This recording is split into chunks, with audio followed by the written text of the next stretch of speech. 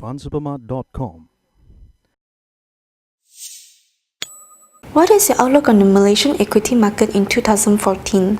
Yeah, I think for us, we are quite positive in the Malaysian equity market for this year. I think what you're going to see in the first 3 months, as we had expected, people were actually quite jittered with consumer spending coming off, and inflation has actually tricked in. So a lot of the short-term purchases were off the table. But I think as we go on in future quarters, there's going to be a recovery in the market. How much further upside is there for investors, and what are some of the performance drivers?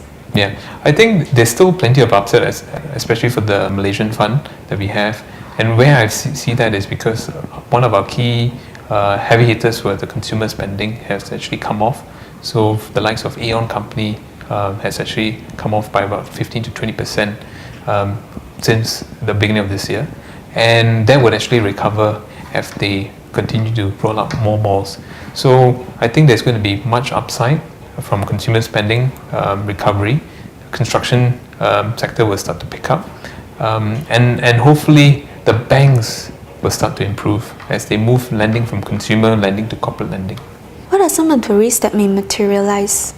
I think the risks, if let's say for example the government removes fuel subsidies, and that would actually have a direct impact for consumers, and that would actually drag on their sort of purchasing power for maybe in the next 1 year or 2 years.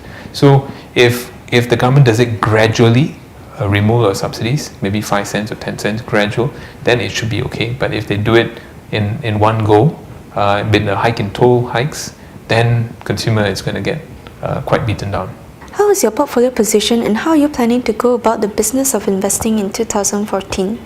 I think we don't change our positions in any particular year. We actually build our positions where we can actually find the cheapest valuations for that particular company which we like. So that's where you can see the weightage.